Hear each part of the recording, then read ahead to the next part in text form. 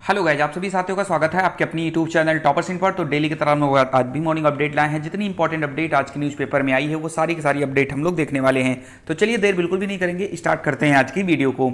चलिए गाइज, तो आज हम लोग बात करने वाले हैं केवीएस पीआरटी की बेस्ट बुक के बारे में। जैसा कि आपको पता है कि केवीएस की वैकेंसी आ चुकी है, उसका आवेदन हो रहा है, तो आप सभी लोगों को चाहिए उसकी एक बेस्ट बुक। हम बात करने वाले हैं चक्षु पब्लिकेशन की बेस्ट बुक के बारे में। आप सभी लोगों को ये जो बुक है वो मार्केट में आराम से मिल जाएगी। इसमें आपको जनरल इंग्लिश, सामान्य विज्ञान, हिंदी, तार्किक योग्यता, कंप्यूटर जानकारी, हर एक चीज आपको यहां पर देखने को मिलेगा। वो भी लेटेस्ट पैटर्न और सिलेबस के अकॉर्डिंग मिलेगा। इसमें आपको 2000 से ज्यादा बहुविकल्पीय क्वेश्चन भी मिलेंगे। ये स्टडी गाइड जो है आपको मार्केट के सभी बुक्स स्टोर पर आपको मिल जाएगा, ऑनलाइन भी आपको मिल जाएगा, जिसकी लिंक मैंने डिस्क्रिप्शन बॉक्स में दे दी है। तो जाकर आप लोग इसको ले सकते हैं, बेस्ट बुक है। सबसे पहले तो यहां पर आप देख लीजिए, कल जो है नियुक्ति पत्र जो है सीएम योगी जी बांट रहे थे और वहां पर जो है उन्होंने कुछ भर्तियों के बारे में बहुत सारी बातें बताई कि भ्रष्टाचार जो है अब कम हो चुका है भर्तियों में, साथ ही साथ जो बेरोजगारी रेट है वो भी कम हो चुकी है। तो फिलहाल क्या क्या बातें या क्या क्या बयान उन्होंने दिया है उस पर हम लोग चर्चा कर लेते हैं। यहां पर लिखा है कि अब भर्तियों में नहीं आती भ्रष्टाचार की शिकायतें। प्रवक्ताओं व सहायक अध्यापकों को नियुक्ति पत्र वितरित करते हुए मुख्यमंत्री ने कहा कि पहले भर्तियों में भेदभाव होता था। वर्ष 2017 के पहले हुई भर्तियों में इस तरह भ्रष्टाचार होता था कि भर्ती निकलते ही महाभारत के सभी रिश्ते वसूली के लिए निकल पड़ते थे। पौने 6 वर्षों में सरकार ने अपराध व अपराधियों के साथ ही भ्रष्टाचार व भ्रष्टाचारियों के लिए भी जीरो टॉलरेंस की नीति अपनाई है, जिससे युवाओं को अपनी योग्यता व क्षमता के अनुसार नौकरी जो है हासिल हो रही है।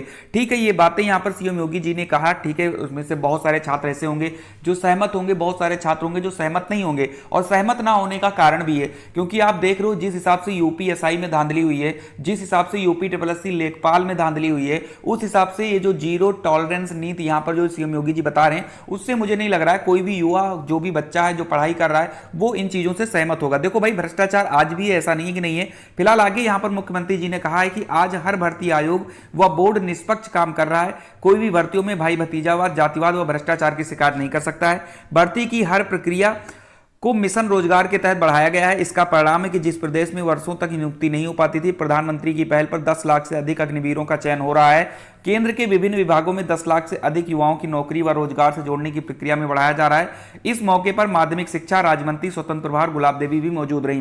तो आप सभी लोग कमेंट करके हमको ये बताइए कि जो यहाँ पर भ्रष्टाचार मुक्त की जो बात यहाँ पर सीएम योगी जी कह रहे हैं, क्या ये बिल्कुल सही है? क्या भ्रष्टाचार मुक्त हो चुका है? ठीक है, ये चीज आप लोग कमेंट करके आप जरूर बताइएगा कि जो सीएम योगी जी ने यहाँ पर बयान दिया है कि अब जो भर्तियां हैं वो निष्पक्ष तरीके से होती हैं, भ्रष्टाचार बिल्कुल भी नहीं होता है, कोई भी केस नहीं पकड़े जाते हैं। तो आप लोग कमेंट करके जरूर बताएं। यहां पर और भी चीजें लिखी है कि चयनित शिक्षकों ने सीएम का जताया आभार। नियुक्ति पत्र प्राप्त करने के बाद मुख्यमंत्री के सामने अपने जो है यहां पर उद्गार व्यक्त करते हुए शिक्षकों ने निष्पक्ष भर्ती प्रक्रिया की सराहना की। कानपुर निवासी संगीत शिक्षिका सलोनी गुप्ता ने कहा कि वह किसान की बेटी है, बचपन गरीबी में बीता। ये सब चीजें हैं जो यहाँ पर छात्र बाद में अपना बताए हैं, आभार जो व्यक्त किए हैं वो चीजें यहाँ पर लिखी है। साथ ही साथ यहाँ पर जो सीएम योगी जी ने और कहा कि यूपी में जो बेरोजगारी रेट है अब वो सिर्फ और सिर्फ 2% रह गई है। मुख्यमंत्री योगी आदित्यनाथ ने कहा कि राष्ट्रीय स्तर की एजेंसियां मानती हैं कि यूपी में बेरोजगारी दर 19% से घटकर लगभग 2% रह गई है।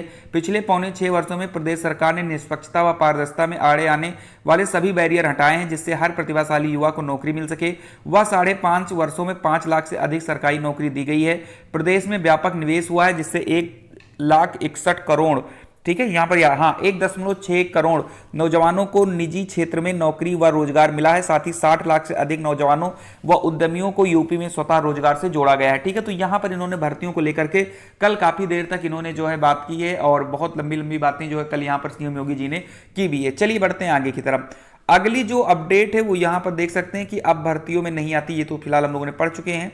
आगे बढ़ते हैं, यहां पर अगली जो अपडेट है वो आप देख सकते हैं कि हाई कोर्ट ग्रुप सी परीक्षा जो कल थी उसमें जो है कुछ सालभर व ठेकेदार समेत जो है पकड़े गए हैं। इसमें लिखा है कि इलाहाबाद उच्च न्यायालय के समूह गा भर्ती परीक्षा में रविवार को पुलिस ने फर्जी अभ्यर्थी और सालभर को परीक्षा में बैठाने वाले 2 ठेकेदारों को गिरफ्तार किया। तो ये कोई नई बात नहीं है, कोई भी भर्ती परीक्षा होती है जो ऑफलाइन होती है, जाहिर सी बात है वहां पर सालभर गैंग और उनके ठेकेदार पकड़े जाते हैं। यूपी SSC लेखपाल में तो पूरा रिकॉर्ड टूट गया, बहुत सारे लोग पकड़े गए हैं, ये चीज आप लोगों ने देखा होगा। चलिए अगली जो अपडेट है, कल जो है परीक्षा थी यूपी PSC की जो खनन निरीक्षक की थी, यानी खान निरीक्षक की जो भर्ती थी, उसमें 63% जो छात्र हैं उन्होंने परीक्षा को छोड़ दी है। प्रयागराज और लखनऊ के 12 केंद्रों में जो है परीक्षा हुई है। उत्तर प्रदेश लोक सेवा आयोग की ओर से आयोजित खान निरीक्षक भर्ती 2022 की प्रारंभिक परीक्षा में 36.81% अभ्यर्थियों ने अपनी उपस्थिति दर्ज कराई। प्रारंभिक परीक्षा रविवार को प्रयागराज और लखनऊ के 12 केंद्रों में आयोजित की गई है। खान निरीक्षक के 55 पदों पर भर्ती के लिए 5601 अभ्यर्थी पंजीकृत थे। सुबह 11 से अपराह्न 1 बजे तक आयोजित इस परीक्षा में 2062 परीक्षार्थियों ने अपनी उपस्थिति दर्ज कराई, जबकि 3539 अभ्यर्थियों ने परीक्षा छोड़ दी। तो आप यहां देख सकते हैं 63% जो छात्र हैं उन्होंने अपनी परीक्षा को छोड़ दी है। तो ये एक बड़ी अपडेट है। जिन लोगों ने भी यूपीपीएससी का पेपर दिया तो जाहिर सी बात है थोड़ी कट ऑफ भी कम जाएगी। ज्यादा लोग परीक्षा छोड़ते हैं तो कहीं ना कहीं कट ऑफ पर इसका असर पड़ जाता है। ठीक है, चलिए आगे वहीं पर एक अपडेट है कि डीएलएड की परीक्षा आज से शुरू हो रही है। डीएलएड बीटीसी के विभिन्न सत्रों के दूसरे सेमेस्टर की परीक्षा 19 दिसंबर से शुरू होने जा रही है। यह परीक्षा 21 दिसंबर तक चलेगी। वहीं चौथे सेमेस्टर की परीक्षा 22 से 24 दिसंबर तक होगी।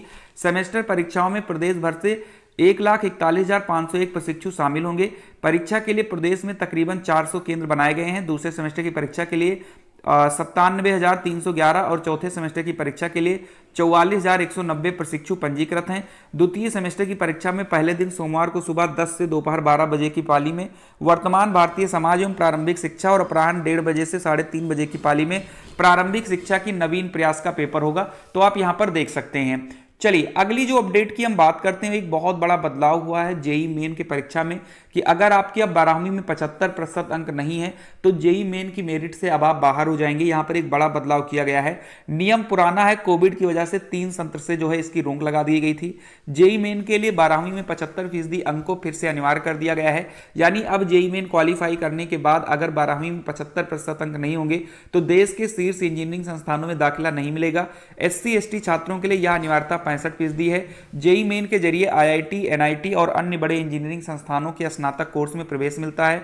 कोविड-19 महामारी के कारण पिछले 3 सप्ताह से 75% अंकों की अनिवार्यता जो है खत्म कर दी गई थी। तो आप ये देख सकते हैं कि पहले ये अनिवार्यता थी लेकिन कोविड की वजह से इसकी इस अनिवार्यता को खत्म कर दिया गया था, लेकिन अब जो है फिर से इस अनिवार्यता को जो है लागू कर दिया गया है। और ये बताया गया कि जो जनरल वाले हैं उनको 75%, बाकी जो यहाँ पर और हैं SC हैं ST हैं इनको 65% जो है इनके पास होना चाहिए, तभी आप जेई मेन में जो है बड़े बड़े जो कॉलेज हैं इंस्टीट्यूट है वहां पर आप एडमिशन ले पाएंगे, नहीं तो फिर आपका एडमिशन नहीं हो पाएगा। ठीक है, यहां पर एक ही चीजें और भी बताई गई हैं कि आपको एक ही आवेदन पत्र जो है भरने हैं। जेई मेन के दोनों सत्रों में सिर्फ एक ही ऑनलाइन आवेदन पत्र भरना होगा। पहले सत्र के बाद दोबारा पुराना आवेदन पत्र ही सत्र 2 में भी काम आएगा। एक से अधिक ऑनलाइन आवेदन पत्र भरने पर परीक्षा से वंचित कर दिया जाएगा। तो यहां पर चीजें जो है बता दी गई हैं, सीधे सीधे चीजें जो है यहां पर क्लियर कर दी गई हैं। तो आज के मॉर्निंग अपडेट में इतनी सारी इंपॉर्टेंट अपडेट थी। वीडियो अगर अच्छी लगी है तो वीडियो को आप लोग लाइक कर दें, और अगर आप लोग चैनल पर नए हैं तो सब्सक्राइब करना तो बिल्कुल ना भूलें, क्योंकि इसी चैनल पर आपको सारी रियल और ऑथेंटिक अपडेट आपको दी जाती है। ठीक है, तो आप सभी लोगों का दिन शुभ हो। मिलते हैं अगली वीडियो में, तब तक के लिए आप सभी लोग खुश रहिए, मस्त रहिए। जय हिंद, जय भारत।